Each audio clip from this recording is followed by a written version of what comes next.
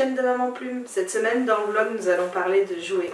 De jouets on va parler d'un chouette petit robot qui s'appelle Boxer. Et ensuite je vous parlerai de ma sélection livre de la semaine, totalement monstre et pirate. Pour ensuite finir sur une petite déco à Halloween. Rigolote. C'est parti? On y va ça. Alors aujourd'hui je voulais vous présenter un joli robot. Boxer. Boxer, qu'est-ce que c'est? En fait, c'est un tout petit robot, voilà, qui fait dodo pour l'instant, mais je vais l'allumer après, qui est fourni dans sa boîte avec plusieurs accessoires. Donc un robot intelligent qui peut jouer à la balle, qui a aussi une petite télécommande pour le diriger, mais qui a aussi de nombreuses cartes de jeu. Donc chaque carte c'est un jeu différent. Mais il est aussi assez intelligent pour avoir de nombreux jeux à la main. Allez, on va l'allumer, je pose sa petite balle pour l'instant, si elle ne roule pas. Et j'allume le robot. C'est parti. Bonjour, Boxer. Bleu ou noir, selon les modèles, Boxer est un petit robot super intelligent. Il comprend les mouvements de la main grâce à ses nombreux capteurs un petit peu partout. Donc vous voyez, derrière, au-dessus, devant ou en dessous. Donc du coup, ça le rend vraiment très intelligent. Il a de nombreuses expressions de visage, il peut être triste, joyeux, en colère, bref, beaucoup de choses. Et en plus, c'est un petit filou, car il comprend beaucoup d'ordres. Il comprend les ordres, comme je vous ai dit, à la main, mais il comprend aussi les ordres sur de nombreuses cartes de jeu.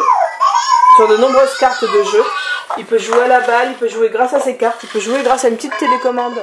Boxer a son application téléphone, avec d'autres jeux, encore en plus. Hop, je pose Boxer. Alors notre petit Boxer a différentes cartes qui correspondent à des jeux.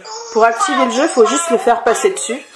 Donc on voit derrière, par exemple, voilà, des jeux de musique, des jeux en dirait de cible, des bowling. Je connais pas tous les jeux encore, hein, mais voilà. Moi je vais prendre le jeu de balle. Celui-là il est rigolo. Hop. Alors on pose la vitre carte et on fait rouler notre petit Boxer dessus. Vas-y, appuie. Hop, il a scanné la carte de jeu et il sait quel jeu on lui demande. Donc ça c'est le jeu de la balle. Hop, on lui donne la balle. Il joue au foot. Ah, il tape dedans. En fait il fait un peu le but de... Il fait les buts.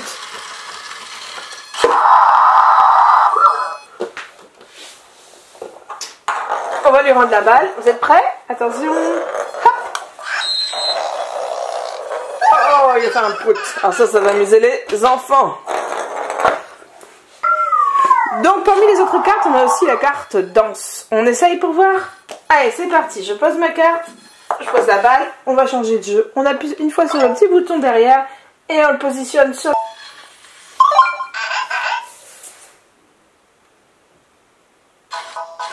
Voilà, Boxer a lu notre carte danse et il danse. Un vrai petit clown.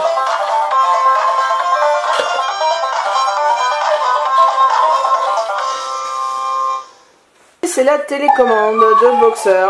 Bon bah sûr, celle-ci sert à le diriger. Pour diriger Boxer, c'est tout simple. On va en avant, on va en arrière. Il va à gauche, il va à droite. Il fait le clown. Voilà. Un jeu d'enfant, n'est-ce pas? Donc ce chouette petit robot, c'est Boxer. Boxer, là. Donc voilà Boxer. Boxer pour 6 ans et plus. Donc un chouette petit robot, amusant, avec de nombreuses possibilités de jeu. Mais alors un robot totalement foufou. Je pense que vos enfants vont bien rigoler avec. En tout cas, les miens l'adorent. Hop là. Dis au revoir Boxer. Au revoir Boxer. Ah, on secoue.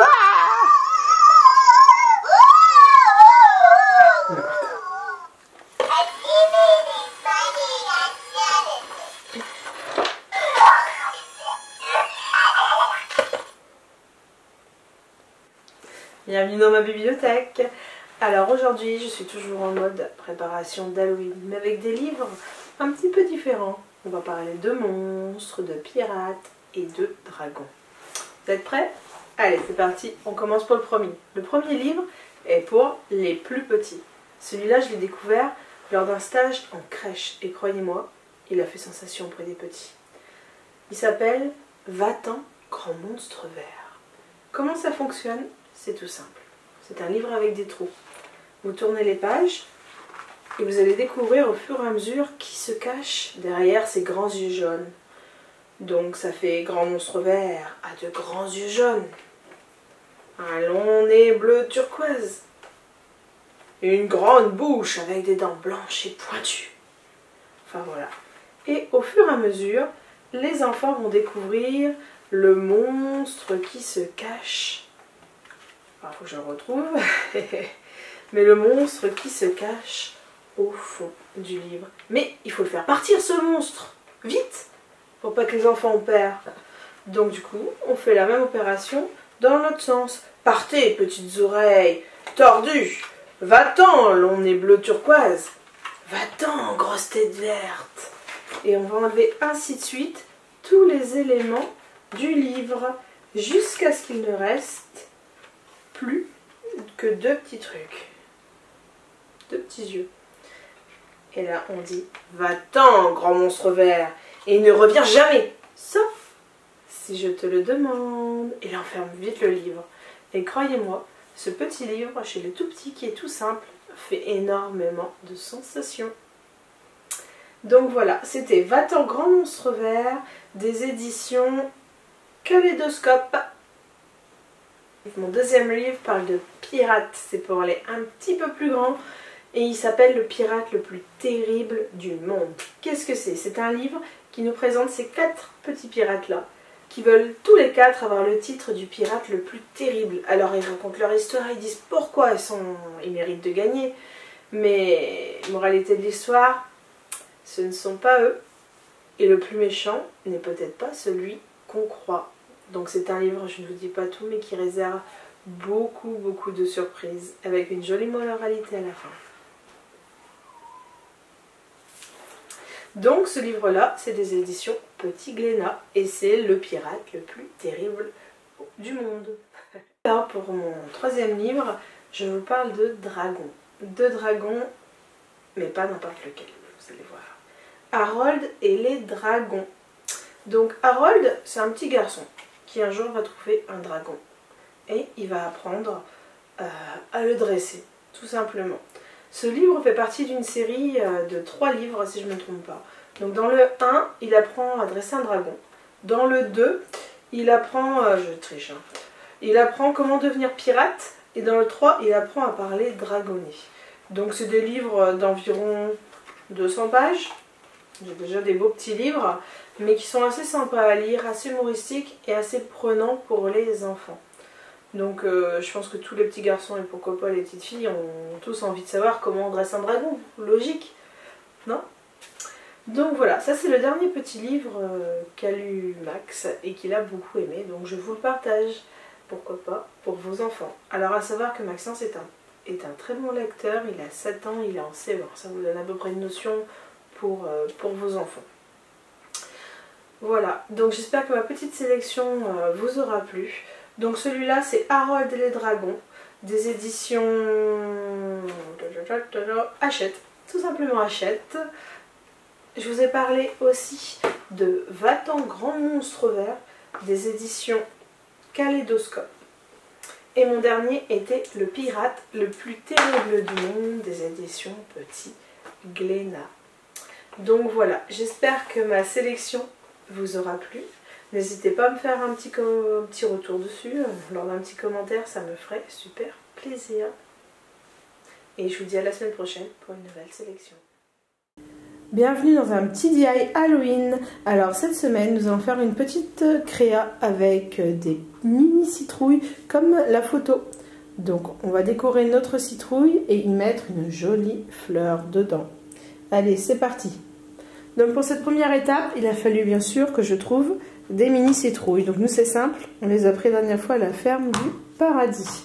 Pour cela, il va falloir utiliser un couteau. Donc les enfants demandent à papa ou maman surtout pour couper enlever l'intérieur et mettre tout dedans pour la soupe. C'est parti. Première étape, c'est de couper le chapeau. Alors attention aux doigts, parce que c'est quand même assez costaud. Je vais mon couteau.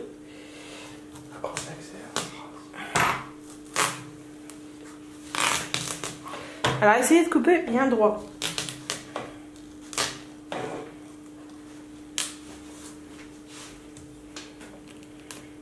Voilà. Maintenant que j'ai mes deux morceaux, il faut que je creuse l'intérieur avec ma cuillère. C'est parti.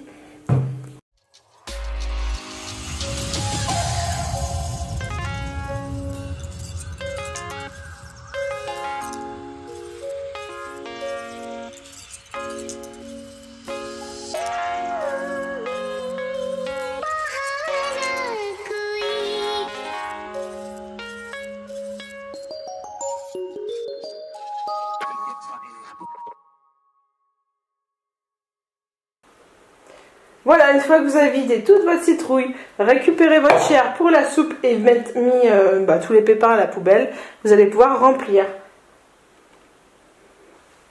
Bon, ça y est, j'ai coupé 3 petites citrouilles, donc bien vides à l'intérieur. La prochaine étape, c'est de faire, comme sur la photo que vous avez vue au début, des yeux. Donc c'est parti. Moi, pour commencer, j'utilise un feutre. Si vous n'avez pas d'imagination, n'hésitez pas à regarder sur internet, Google est votre ami. Vous trouverez des tonnes d'exemples pour vous inspirer. Donc je ne suis pas une très grande créatrice, dessinatrice même je dirais. Donc c'est parti, on va essayer de faire quelque chose de sympa.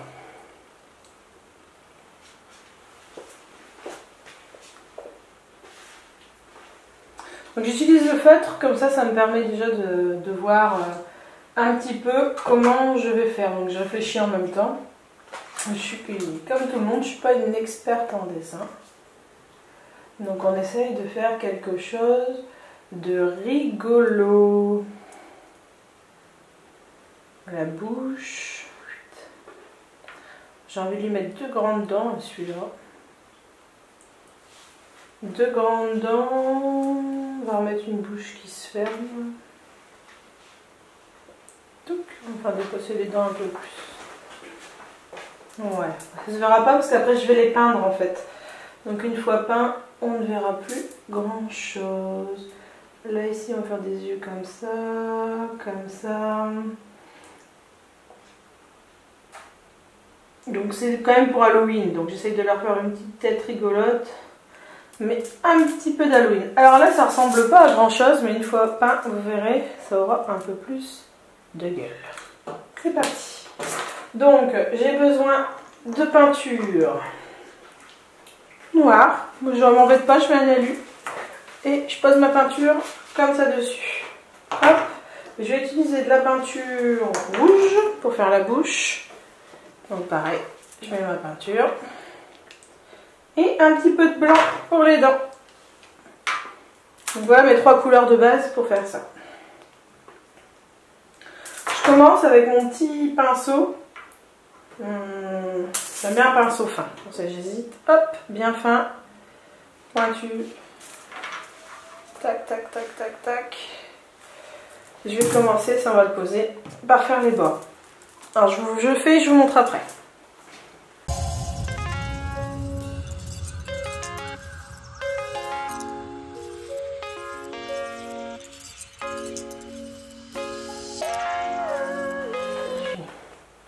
Donc voilà, j'ai repassé les bords. Je vous avoue, ça ressemble absolument à rien tout de suite. Mais il va prendre de la gueule juste après. Donc la deuxième étape va consister à faire le blanc. Donc là on colorie l'intérieur. Vous allez voir, ça va être tout de suite plus sympa.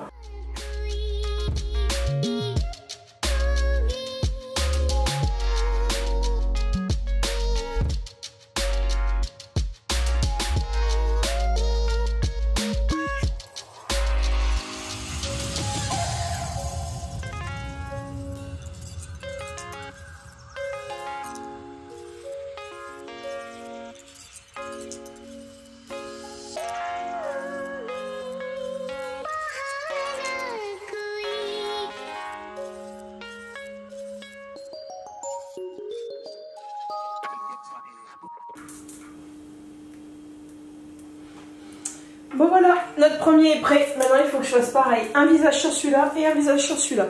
Je fais tous mes petits visages et je vous montre le résultat.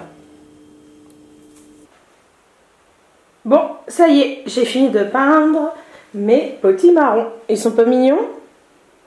Alors maintenant, je vous laisse deviner la suite. C'est tout simple. Il va falloir que là-dedans, j'aille mettre ma terre et mes fleurs. Quelles fleurs je vais mettre? Eh ben, j'ai une jardinière de fleurs sèches qui fait un petit peu pitcher là-dedans. Alors, je ne sais pas si on voit bien. Du coup, je vais transférer et je vais me faire des jolis vases. Allez, c'est parti. Je le fais et je vous montre le résultat. Bon, ben voilà. Ça y est, je viens de finir mes petites citrouilles. Qu'est-ce que vous en pensez? Alors, pour ceux qui s'intéressent, j'ai mis des fleurs sèches dedans et de la mousse. J'avais une jardinière qui ressemblait plus à rien car la moitié était un peu capoute, j'ai depuis assez longtemps.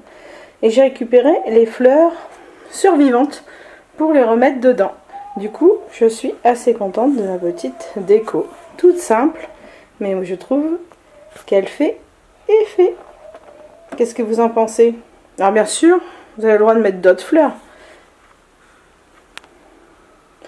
Des orchidées. Je suis pas experte en fleurs, mais je suis sûre que vous trouverez quoi mettre pour amuser votre enfant. Donc cette activité est plutôt réservée aux plus grands, parce qu'il faut peindre et dessiner, mais c'est super facile avec un modèle. Une activité maman-enfant, papa-enfant, ou grande sœur, petit frère, ça peut être super cool aussi, en partageant les tâches. Et pour les tout petits, n'oubliez pas, la semaine dernière, je vous ai partagé un vlog avec de la décoration de citrouilles avec les Monsieur Patate. Je vous remets le lien en barre info. Sur ce, je vous laisse et je vous dis à la semaine prochaine pour une autre idée. Et voilà, le vlog de cette semaine, c'est fini. J'espère que ce petit vlog vous aura bien plu. En tous les cas, je compte sur vous pour mettre un petit commentaire, un petit like et à vous abonner à la chaîne. Ça me ferait super plaisir. Et je vous dis à la semaine prochaine pour de nouvelles découvertes.